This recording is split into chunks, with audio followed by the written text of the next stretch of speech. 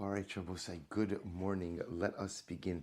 So I want to begin by thanking our sponsors for this morning's shir, to thank our Talmud Torah sponsors for the month of Sivan, Justin and Abigail Rosemore, for dedicating all of the shir midrashos this month in memory of their beloved son Kobe, Chaim Yaakov David, Zichron Lebrach Ben Yosef Tzadok. I figure again I'm giving, I know that it's Rosh Chodesh Tammuz today, but again it's the last day of Sivan, so we'll give our sponsors one extra, give them their money's worth. And also Alan and Sue Meyrowitz for dedicating all of the shir midrashos this month, the entire mishpacha, Jason, Deborah, Justin, Rebecca, Mindy, Simcha, all the grandchildren, in the merit of a refuah shlema for Sue Shulam Tova Bas Mindel. We hope that in the merit of our Talmud Torah Sue, together with Kol Chole Yisrael, will have a complete and enduring refuah. And also with that, let us begin. A good chodesh to everyone, and let's begin with the daf. So today's daf is Kuf Ches 108, but we are picking up just on the last 5 words. On Kuf Zayin Amud Beis 107b, Amar Abaye. So Amar Abaye, Haiman de Tolish, top of Kuf Ches. Pitra mi'una dechatzva. So we'll say someone who goes ahead and picks a mushroom that is growing on the handle of a pitcher. So we'll remember again, this is coming off of the sugya, the last case that we spoke about at the close of yesterday's daf, where the Gemara discussed that if one reaches into an animal and dislodges an embryo, that halacha lamaisa one is chayiv for malacha on Shabbos, for one has uprooted something from the place in which it grows.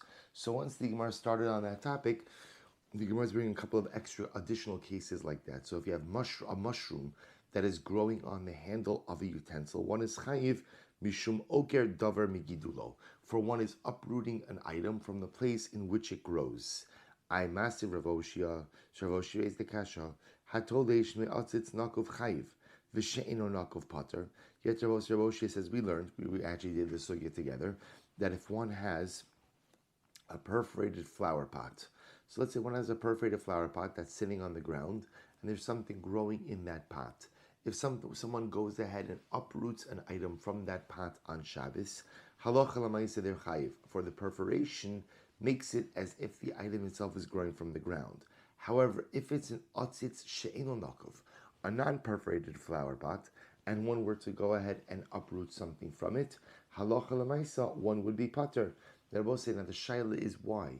Based on what we learned just now, if you uproot something from a place where it grows, one is chayiv. So for example, the mushrooms growing on the handle of the pitcher. So halacha l'maisa, you're chayiv. You reach into the animal, dislodge the embryo, you're chayiv. So why should I not be chayiv for a atzitz she'eno nakov, a non-perforated flower pot? To which the Gemara says very simple, Hasam lav hainu rabise, hacha hainu rabise. To which the Gemara says, everything is a question of what the norm is. So apparently, again, for a person to plant something in a non-perforated flower pot, at least from the Gemara's perspective, was not considered to be the norm. So because it's not the norm, therefore the act of going ahead and uprooting something from that non-perforated flower pot will not generate chiyuv. These other cases, interestingly enough, such as the mushroom growing on the handle of the utensil, apparently is the norm, right? Obviously, the embryo growing inside of the mother animal is the norm. So interestingly enough, what comes out from the Gemara is anytime you uproot something from the place where it's growing, assuming that this is a normative situation, one will be chayiv for that on Shabbos. Interesting. So the Gemara goes right to chayivov. So now I'm supposed to remember again, the Gemara just quoted the Mishnah. So now we get into a very interesting sugya. Amar Rav Huna, kosin tefillin al gabe arshal oftar. You are permitted to write tefillin on the skin of a kosher bird. Now again, not a Sefer Torah, but for you could write tefillin on the skin of a kosher bird. Amar Rav Yosef, my kamash malan, the islay ar. So Rav Yosef says, what's the novelty in this ruling? The novelty in this ruling is that the skin of a bird is called ar, is called hide. See, Rabbi say you must write tefillin on a hide. So perhaps the Gemara said, I might have thought that the skin of a bird is not called hide. Kamash malan is called a hide. To which the Gemara says, Tanina, but we learned that already, that the skin of a bird is called hide, and therefore we are permitted to go ahead and write tefillin on it. Tanina, hachovel bahen chayif. Now we'll say, remember again, this goes back to the Mishnah. The Mishnah said if you bruise a bird, you're chayiv. Now remember again, we saw in yesterday's daf, in general, in order to be chayiv for bruising, you must injure something that has a hide. So obviously, if I'm chayiv for bruising the bird on Shabbos, that means it has a hide. And if it has a hide, then that means that it can be used ultimately for what?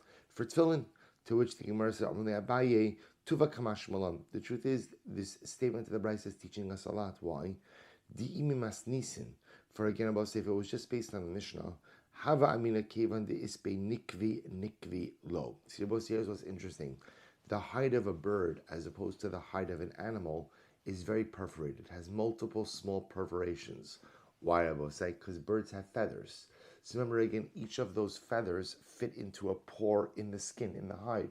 So I might have thought that you can't use, even though a bird is considered to have is considered to have a hide, you can't use that hide to write tefillin. Why not? Because the holes of the hide make it a bit, what's the word? Unseemly, and therefore you shouldn't be used. To which the Gemara says, Kamash Malam, that's not the case. Kamash Malam, that you could use it, as they say in Eretz Yisrael, Kol nekev shadio overes alav eno nekev. Shabbos says it's actually quite an interesting halacha for Hilchos Tefillin, and it's not just Hilchos Tefillin, Hilchos Sefer Torah as well, which is if you have a hide that has perforations, even though again it's not the nicest hide, as long as the ink, right, as long as you can write a letter and the quill doesn't get stuck in the perforations, you could use such a hide for the writing of tefillin. The Gemara says as follows: Meisvei Rabbi Zera Bichnafav lahachshir sa'ar. So this is actually interesting halacha the Gemara says. So this pasuk that the Gemara is quoting Bichnafav is by an olas ha'of. So remember again, if a person is poor, so under certain circumstances they could offer up a bird as their ola offering. So the pasuk says, "V'shisa oso bichnafav." Now, because a bird is a generally small offering, when you offer it, you offer the bird in its entirety, including the wings. So the Gemara says, "Bichnafav lahachsher es ha'ar." Also comes to include the skin of the bird, the hide of the bird in the offering. So the Gemara says, but if you tell me that the skin of the bird has the halachic status of ar, hechi marbi lakra, why would you require ultimately again?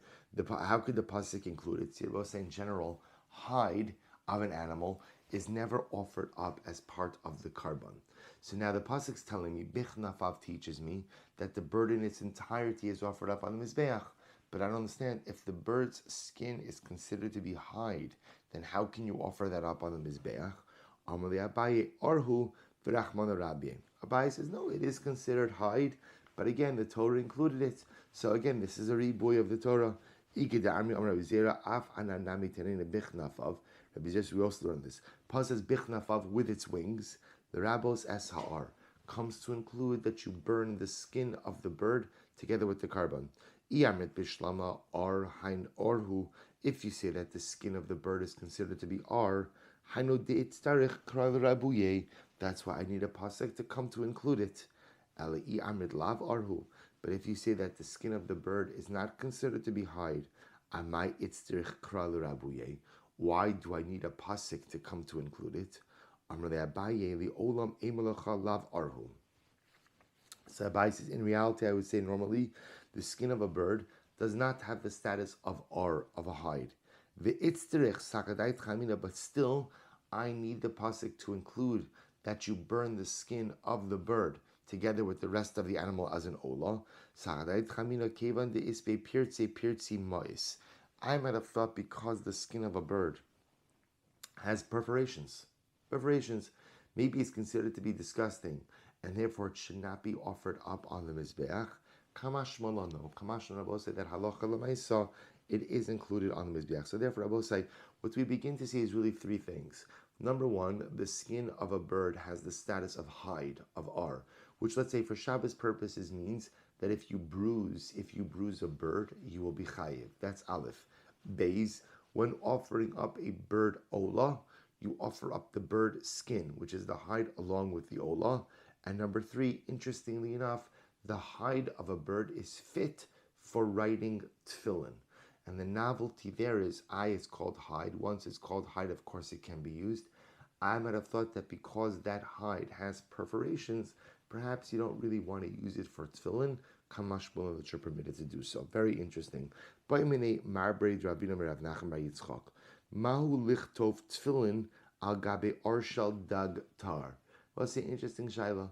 Can you write tefillin on the skin of a kosher fish? Right? Can you write tefillin? If you to make a parchment type out of the skin of a kosher fish, can you write tefillin on that? Amrlei, im yavo Eliyahu v'yomar. We'll have to, if Yohanavi comes along and says that it's permitted, then we can do it. What does that mean? Ma'im yavo Eliyahu v'yomar. What does that mean? Ilema ide islei ar ide leslei ar. So say, if you want to say that I need Eliyahu to come and tell me if a fish has ar, if a fish has quote unquote a hide or not. So the Gemara was meaning a skin, a bona fide skin. So the Gemara says chazina de islei ar. We see that you can take the skin off fish. And halacha l'maisa, you can make it into a type of hide almost. The Gemara says, v'od hatnan atzamos hadag va'oro matzilin ba'ol ameis. This is a side halacha. The Gemara says that the bones of a fish and the skin of a fish, interestingly enough, are not mekabel tumah. The Rebbe say, we're not going to get into the halachos of tumah right now. You could go, phew. You're not going to get into the halachos of tumah right now. But l'maisa, what you see over here is that the halacha regards the skin of the fish as an ar. So if you're telling me that I need Eliyahu Hanavi to weigh in as to whether or not the fish itself has a hide, quote unquote, has ar, we already know the fish has ar. So the Gemara says, Ella, this is very interesting. Ella, im yavo Eliyahu v'yomar, I paska zuhama minei, I lo paska zuhama minei. The Gemara says, rather, it's that I need Eliyahu Hanavi to come along and tell me. See, the Rebbe say in general, a fish, right, is considered to have an odor, right? So the shaila is, when you remove the skin from the fish, does the odor still attach itself to the skin or not? So I would say, that's why I need Eliyahu Hanavi to come and teach me. Now, I will say, now, the Mefarshim point out over here, but isn't that something that ultimately, again, I can also see myself, if it smells or not? So obviously the Gemara is talking more like from a designation perspective. From a designation perspective, is the skin of a fish considered to be something that is still a bit repulsive? That's really the shaila. Does it maintain that fishy type of identity or not? So apparently, again, that's something that I'll need Eliyahu Hanavi to weigh in on. Very interesting. So we'll say the Gemara goes on and tells an incredible story. So therefore, again, although we know the halachas ultimately again of a fish skin legabe tuma, the halacha l'maisa fish skin is not mekabel tuma. Whether or not one could actually use fish skin or quote unquote fish hide for the writing of tefillin, ultimately again we'll have to wait for Eliyahu Hanavi to come and tell us. Very interesting. Shmuel v'Karna havu yosvi aguda dinar malka. So it's an incredible story. Shmuel and Karna were going ahead and sitting by the banks of the river of Nar Malka. Nar Malka was the name of the river. So they were sitting by this large river called Nar Malka. Watch this. Chazinu lemaya dekadalu va'achiri. They saw that the water was rising and very turbulent. Now I will say, now the Maharsha points out over here, if you look at Rashi, Rashi says over here, before we get to that, Rashi says, dalu, davu Galehen megabehen. So what says the idea over here is the Maharsha points out that the water was very turbulent, but there was no wind. So they saw that there was something strange going on. So the water was turbulent. So there were waves. Vachirin, it was turbulent. So Shmuel said to Karna, there's obviously a message here. What's the message? Gavra Rabba Ka'asima Ma'araba. There is a great man traveling to us from Eretz Yisrael, v'chayish b'mai, and he's having significant stomach issues. V'kadalu maya lakabuli ape kamei. So let's listen to this. So this is incredible. Shmuel Sama understood that there was a great scholar traveling from Eretz Yisrael to Bavel. He was traveling by boat, and he was having some significant stomach issues. that were causing him to relieve himself often over the side of the boat. Out of covet for this great Talmid Chacham, the water was rising, right? The waves were rising, so that when he would relieve himself over the sides of the boat, no one would see him. So this is what Shmuel understood. It's actually very interesting. So therefore, Shmuel says to Karna, Tahi le'akan kanei. So it's literally Tahi le'akan kanei means go and examine or go and smell his jug. So we'll say, so this is a reference ultimately, again, a Talmid Chacham is often compared to a bottle of wine. That's just like when you open up a good bottle of wine, there's a beautiful scent, a beautiful aroma. So a Talmid Chacham is considered to have a beautiful aroma as well. So Shmuel sees that obviously, if this person who's coming from Eretz Yisrael to Bavel is so great that HaKadosh Baruch Hu causes the seas to go ahead and change, and for his own kavod, Shmuel says to Karna, go and check this guy out. So Azal Ashkechei Rav. So we'll say, who is the man who came from Bavel to Eretz Yisrael? It was none other than Rav. So Karna begins to faher him a little bit, right? So Karna begins to test him. Amarle, so we'll say first wide line of the intermediate wide lines on Kuf Chesam Dalef. Amarle, Minayin Shin Kosin Tilan Al Gabe Arbe Hematorah. So Karna says to Rav, tell me, from where do you know that you are only permitted to write tefillin on the skin of a kosher animal? Amarle Dichsev Leman Tia Torah Hashem Beficha. The pasuk says, in order that the Torah of Hashem should be in your mouth. Min hamutar beficha. That I will say, interestingly enough, you could only write Sefer Torah, Tefillin, and Mezuzos on what? Something that you are permitted to eat. So you hear the drasha, Lemantia Torah Hashem beficha, that the Torah of Hashem should be in your mouth. So we darshan from that, you can only write Tefillin. And when we say Tefillin, I will say whatever applies to Tefillin is going to apply to Sefer Torah and Mezuzos as well. So you can only write Tefillin on that which is permitted for consumption. Minayim l'dam shu adam. Next question. Good. Rav, good job. Right? Minayim l'adam. Minayim l'dam shu adam. How do we know that blood is red? That I was saying now, Rashi points out, what are they talking about over here? How do you know that dam nida, right? Menstrual blood, problematic menstrual blood, ultimately again is red. Shene'emar vayiru moav mineged hasamayim adumim kidam. Because once it goes over the pasuk from Navi, that Moab saw opposite them, and the water was red like blood. See, both saying what the Gemara is pointing out over here is something very interesting. The Torah speaks about dam nida, right, blood.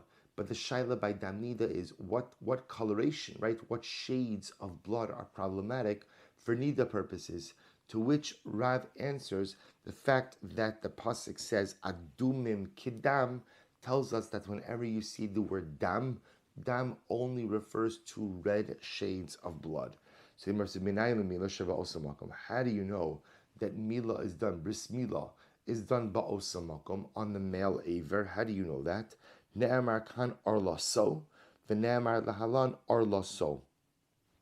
The pasuk says by bris mila, va'aral zachar asher lo yimol es besar arlaso. So it is actually by Avram Avinu.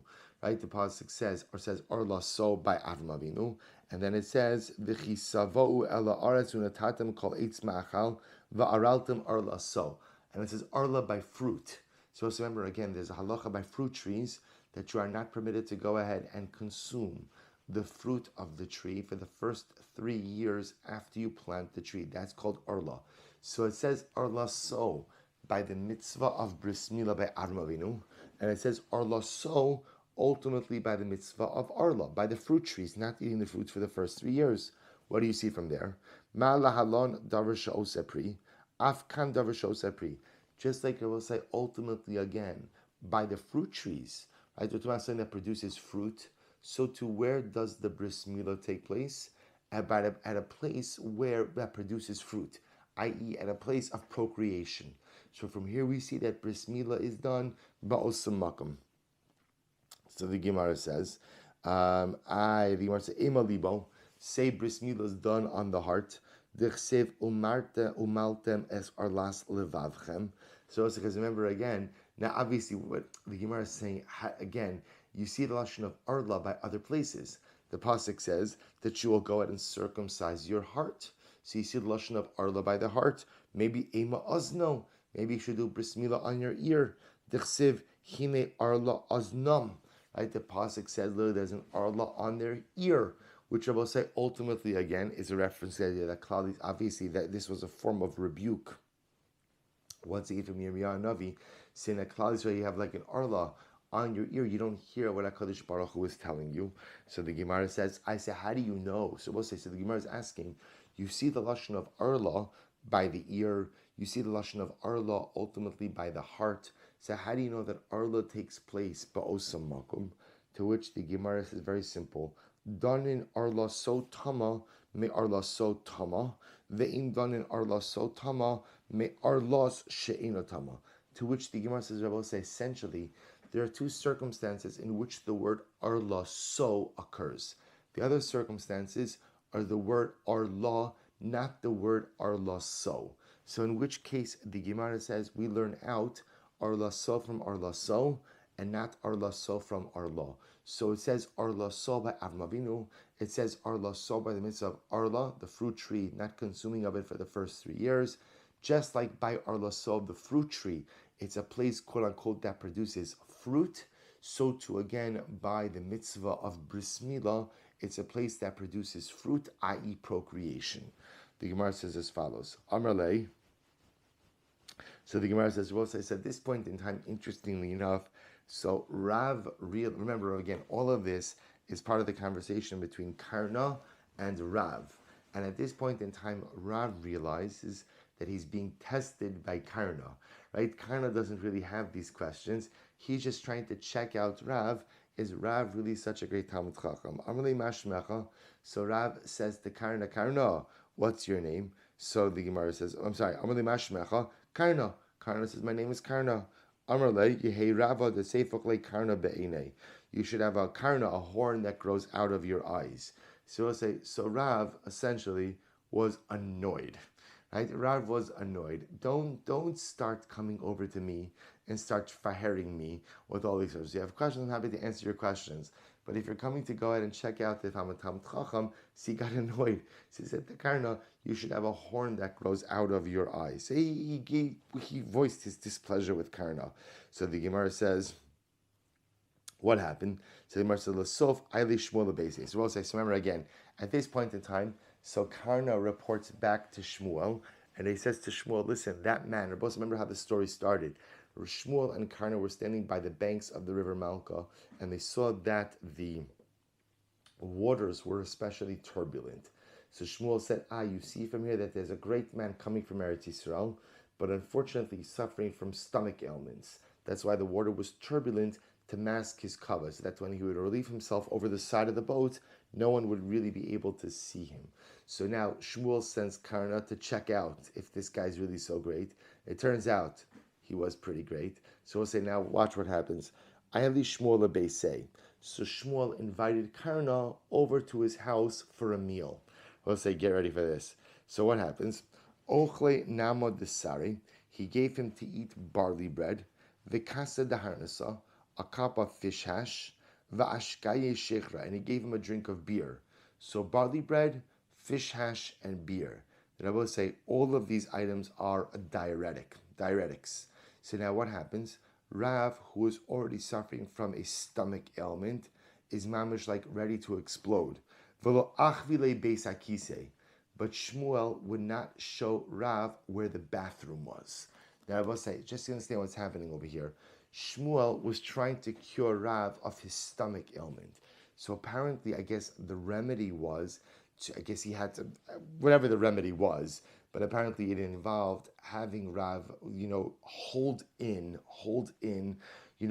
back from relieving himself, and somehow, some way that would have been able to cure his stomach ailment. In order that literally, again, he would be nishtalshel. Now, and again, shilshul literally means diarrhea. In this case, if you look at Rashi says, "V'lo achrile beis hakisei shemitoch kach mishapech u'misbalbel hazevel b'meyav u'mismogeg kulo." So somehow, again, this causes the incredible need for diarrhea. But yet, if you don't use the bathroom, somehow the waste dissolves, and ultimately heals one of their stomach ailment. So I'll say, so what happens? Layit Rav. Rav cursed Shmuel.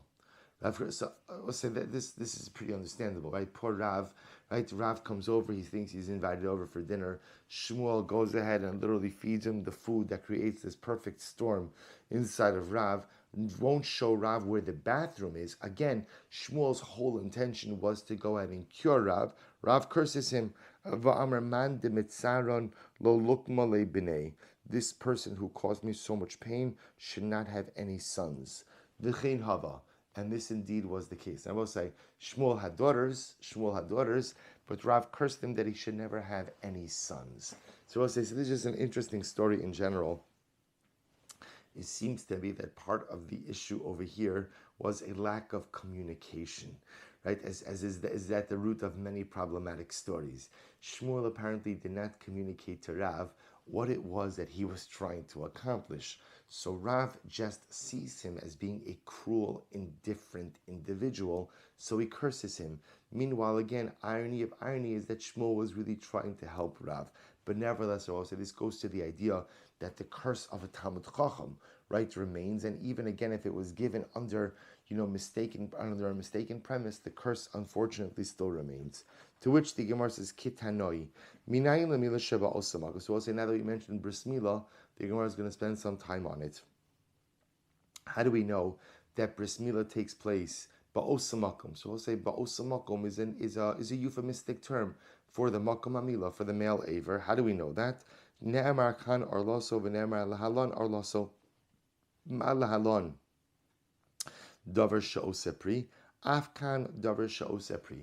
So I'll say, the Gemara uses the same Gezer Shava as we saw before. Arloso, from Arla, from the Arla of a tree. So dear Rabbi Yoshia, Rabbi Nasser Omer, Einot Tzarach, Rabbi Nasser, you don't need that drasha. Harei Omer, Va'aral Zachar, Asher lo yamol es besar arloso. The pasuk says, and a male Arel, who will not go ahead and circumcise himself, will be punishable by kares. The Gemara says, Makom shenikar ben zachros lenakvos. So you both say here, the Torah calls it Arel Zohar. So the fact that it says Arel Zohar indicates to us that Bris Milah takes place where? In a place in the body that distinguishes between men and women. So from here you see that ultimately, again, Milah takes place Ba'osam Makom. Good. Tarabanon. Kosvin Tillin, Agabe, or Behema Torah. Both that's very interesting halacha.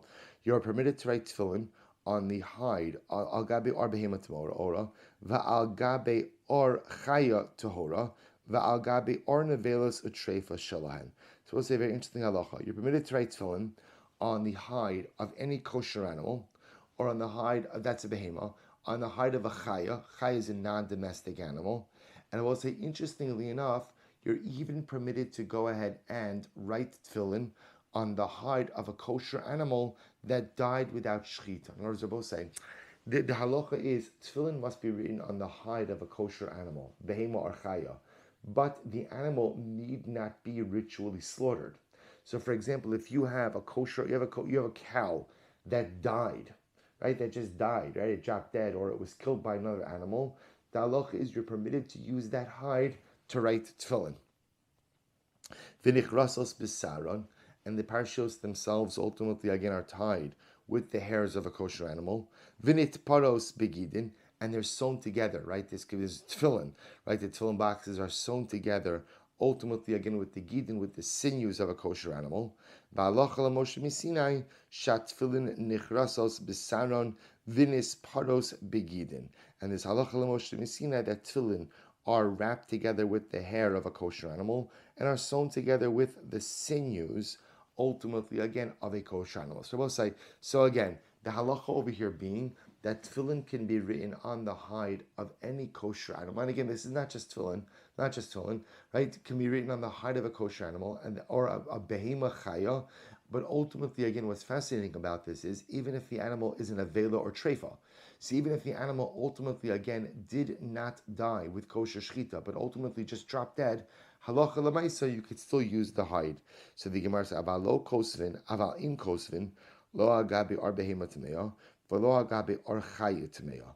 But I will say, you cannot write tefillin, or for that matter, Sifrei Torah or Mezuzos, on what? on the hide of a behemoth tmeya, a non-kosher animal, velo al gabe or chaya tmeya, not on the hide ultimately again of a chaya tmeya. Ve'otzarach lomar al gabe or nevela utrefa shalahen. Ve'in nichrachin bisaron, you can't use the hair of non-kosher animals to wrap up the parshias. Ve'in mitbaros begivdin, nor can you go ahead and sew the boxes of tefillin with the sinews ultimately again of these animals. So both say, so the idea is only kosher animals can be used for every step of tefillin, the writing of the parshios, the tying of the parshios, the sewing of the batim could only be done with kosher animals. Again, the novelty is even if the animals themselves did not die or were not slaughtered, but just died, halacha l'maaseh, you could still use them. V'zu she'ela shal by Tusi echares Rabbi Yeshua Hagarsi. And this was a question that one by Tusi had asked Rabbi Yeshua Hagarsi, minayin shin kosvin tilan al ar behema tameya. From where do you know that you can't go ahead and write tefillin on the hide of a non-kosher animal?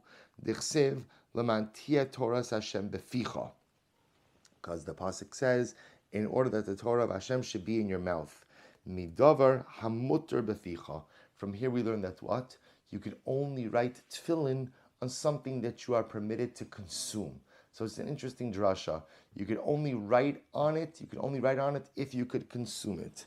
Elameata. But if that's the case, agabe arnavelas etrefos ayikasevu. So I will say 1 second. If you're telling me that the drasha is that you could only write tefillin, right? Sefer Torah tefillin mezuzos on something that is permitted for consumption, then how are you permitted to go ahead and write it on a nevela or a trefa which died without shchita? To which the Gemara says, to which Rabbi Yeshua said as follows. The Gemara says, let me give you a mashal. What's the mashal? We'll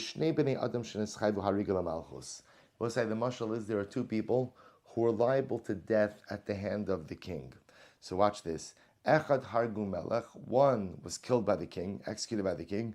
The echad hargu is espaklitor, and one was killed by the executioner. Eza mehen meshubach. We'll say who's more praiseworthy, the guy killed by the king or the guy killed by the executioner? Have omer zeh shahargu melech. So certainly the one killed by the king. So we'll say, so what's the nimshal? The nimshal is that when an animal is an avela, it dies on its own, quote unquote, it is killed by HaKadosh Baruch Hu. So the animal that dies at the hand of HaKadosh Baruch Hu is more chashuv than the animal that dies at the hand of man, and therefore halacha l'maaseh is certainly usable for tefillin. The Gemara says, "Elami ata yochelu." So the Baitus, he said, well, if that's the case, then why can't you eat it? Right? Hers, if it's even better ultimately again than the animal killed by man, so then why not eat it? Amar le'hatorah, amar lo sochelu, kol nevela va'at amar yochelu. Asma says, so that's an easy one. The Torah says you're not allowed to eat it. So once the Torah says you're not allowed to eat it, there's nothing more to talk about. Amar le kalus, to which the Baitus, he said to Rabbi Yeshua, shkoyach. Right? Kaluch means, Rashi says, meshubach tamzeh, shkoyach, good job. And both say this is indeed the halacha is brought down in your Yeridea, that Sifrei Torah, Tefillin, and Mezuzahs, halacha l'maaseh must be written on the hide of a behema or of a chaya, kosher animal, but the animal need not have proper ritual slaughter, right? The animal need not have shchita. Even if the animal is an avela or a trefa, ultimately, again, the hide is permissible for use for these items. Incredible. Says the Mishnah, will say, Ein osin hilmi b'Shabbos. You can't make brine. Hilmi literally means brine on Shabbos. Again, we'll see why that is. Amud Beis. Aval osahu es mehamelach. But you can make salt water on Shabbos. Now, both say, we're going to see, b'pashtos, brine is salt water. So what exactly the Gemara is saying over here, we'll have to see. V'tova bahen pito, you could dip your bread into the salt water on Shabbos. V'nosin l'sachatavshel, you could also go ahead and put it into food. Amali Rav Yossi, va'alo hu hilmi bein meruba bein what? I don't understand. So we'll say, interestingly enough, hilmi, right, brine is salt water. It's essentially the same thing. So Rabbi Yossi says, I don't understand. it sounds like you're saying you kill me, sounds like you can't make a lot of salt water. So it sounds like you're saying is you can't make a lot of salt water, but you can make a little bit of salt water. Rabbi Yossi says, I don't understand. At the end of the day, what does it matter if you make a little bit of salt water or a lot of salt water? So right, either way, ultimately, again, it sounds, well, we'll see what Rabbi Yossi is saying. And what's the type of salt water that's permitted? No sin it's where you start with water, then you pour in oil, and then you pour in salt. You pour oil into the water, oil into the salt. I will say, obviously, introducing oil into the mixture does what? It prevents the salt and the water from mixing well. So Rabbi Yossi says the only type of salt water you could really make on Shabbos is halacha lemaisa, a type of salt water that doesn't really mix well. How do you ensure that it doesn't mix well? Introduce oil into that. So we'll say, if you take a look at Rashi, Rashi says, top Rashi, v'halo hu hilmi bein rav bein ma'at, v'im hamiru ben asurim, afamu atem asurim, v'im elu mutarin, af elu mutarin, v'gamar mefarish telechum Rabbi Yossi, tekulam le'isrim neishu kim ma'aved, metakin asa ochel hanasan sochin. And we'll say, as we're going to see, the issue of making brine or of making salt water is salt water was part of the tanning process. The way you would tan a hide was ultimately, again, to go ahead and either soak it or rub it with salt water. So therefore, making salt water looks like you're trying to fix something. So again, we'll define this more in the Gemara. It says the Gemara, "My kamar, Amar Bihuda, Amar Shmuel, Hachi kamar, ein osin mei melach merubin, aval osin hu mei melach mu'atin." So we'll say the first step in the Mishnah says the only time it's problematic to make salt water is if you're making a lot of it. Then it looks like you're getting ready to tan something. But lamaisa, if you're only making a smaller amount, it's not problematic. Rabbi Yossi, va'alohu hilmi be'merubim me'mu'atim. Rabbi Yossi says, I don't understand salt water, whether you're making a lot of it or whether you're making a little bit of it. So says the Gemara, Bailuhu, Rabbi Yossi le'asor o lahatir. Is Rabbi Yossi coming to prohibit or to permit? Rabbi Yehuda, lahatir, is coming to permit. Midalo katan Rabbi Yossi oser. The fact that it does not say Rabbi Yossi asers. Amalei Rabba, Hamid Diktani Seifa ve'elohein mei melach hamutarin. But at the end of the Mishnah says, and this is the type of permissible salt water you can make. So we'll say, now you understand, meaning if it's an issue of tanning, so therefore the only type of salt water that you would use for tanning ultimately would be salt water that's properly mixed. As long as you prevent the mixture from properly mixing by introducing oil, it's not problematic. Mechlad Rabbi Yossi Lesser, which sounds like Rabbi Yossi was coming to Aser, whether you make a lot or whether you make a little. Allah Amar Rabba Lesser. You're right, Rabbi Yossi was coming to Aser. V'chin Amar Rabbi Yossi, v'chin Rabbi Yochanan Lesser. Taina mihachi. So therefore, so Bryce that supports this. Ein osid me melach merubin. Laseis lesoch hakavash and shebesoch hagistera. You cannot make a lot of salt water on Shabbos in order to go ahead and immerse into it vegetables, right? Or to put pickled vegetables into it. Shebesoch hagistera. Gistra means a broken shard. Often what would happen is if you had if you are an earthenware utensil that broke and you couldn't really use it for anything, you often would use it for pickling. That's what you could use it for.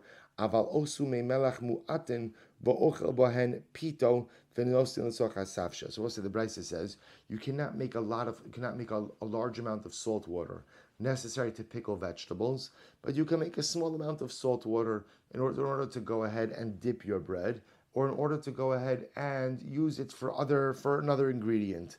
Rabbi Yossi says, Rabbi Yossi says, I don't understand, because this is a lot of salt water and there's a little bit of salt water. This one's permitted, this one's prohibited. Yomru, malacha meruba asura, malacha mu'etes mutares. Are you going to say that a large malacha is asur and a small malacha is mutar? Ela elu v'elu asurin. Right? Rabbi Yossi says, whether you make a lot of salt water or you make a little bit of salt water, it is all going to be asur. Ve'elohein mei melach hamutarin. What's the only type of salt water, says Rabbi Yossi, that you're permitted to make on Shabbos? No sein shemen umelach, or shemen umayim, or bilvad shlo yitin mayim umelach hachatchila. Both said the only type of salt water you can make on Shabbos is the type of salt water that doesn't mix well. How do you do that? Either put oil into the water before you introduce the salt, or mix oil into the salt before you introduce the water, and that prevents the mixture from mixing well. So Rabbi says we have a machlokes. Tanakama says you just can't make a lot of salt water, but you can make a little bit of salt water. Rabbi Yossi says you can't make any type of normal salt water, on Shabbos. But if you're going to make a salt water mixture, you must make it in a way that prevents the mixture from mixing well, i.e. introducing oil either into the water before you introduce the salt or into the salt before you introduce the water. Tani Rabbi Yehuda bar Chaviva. Rabbi, can I announce a sponsor for today? I'm sorry. Yes. So it's out of Florida from Mel Ram, Leila Nishmas's grandmother, Fega Reza Bas Moshe Ber. Shkoch Mashi, thank you very much, and thank you to the Ram Mishpacha. Thank you. So the Gemara says as follows: Tani Rabbi Yehuda bar Chaviva, Ein osin mei melach ozin. You cannot make strong salt water on Shabbos. My mei melach ozin. What does it mean again? Strong salt water. Rabba Rav Yosef bar Abba Darmi Tarvayu Kol Shabetz Atzaf Abahen. Any mixture that's so intense that an egg would float on it. The kama. And I will say, what's the ratio there? Amar Abaye Trei Tilsi Milcha V'Tilsi Maya. It would be 2/3 salt and 1/3 water. So a pretty heavy concentration of salt that would cause the egg ultimately to float on it. Lemay Avdila. Ultimately, again, so what do you use such a mixture for? Ultimately, again, I will say for a dish, a fish. You can't salt a radish or an egg on Shabbos. You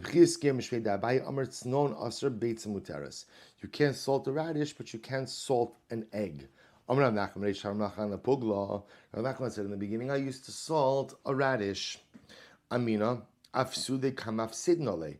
Because I assume salting a radish actually causes the radish to diminish. So therefore, again, it should not be a problem. Damar Shmuel, pugla churfi ma'ale. Shmuel always said the best radish is a sharp radish, which means, again, you're not adding salt or anything. Kevan dishamar ale lahadechi asa ulav ma'arava. Mochi kishri. Memelach lo malachna. But once I heard that Ula said, right? Ula said the Eretz Yisrael they would go ahead and they would salt heaps and heaps of radishes. So which means that ultimately again salting radishes is beneficial to the radish. So therefore again I would no longer salt radishes, but tavule vaday mitabilna. I would go ahead and dip them in salt. So we'll say so. Apparently there's a chilik between salting items, which is where you kind of like immerse them in salt, right, or you bury them in salt, versus dipping. So the Gemara says, so we'll say, so what you begin to see is any process of salting things in large scale resembles the malacha of tanning, right, or resembles somehow like a tikkun mana, fixing an item, and therefore will be problematic. We'll see the halacha lamaisa. Tani Rabbi Yehuda bar Chaviva, esrog tzinonu beitza. We'll say so again, a radish, an egg, and an esrog, were it not for their outer shell, they would never exit the body. So apparently these foods are like binders. So therefore, again, they would never normally exit the body, but the outer coating, right? For an esrog, it means the actual peel. For a tznon, it means the peel. For an egg, it actually means the white of the egg. They would never exit the body. So Rav Dimi said, a person never drowned, we'll say in the sea of stone. What's the sea of stone? Yamamelach. A person never drowned in the Red Sea.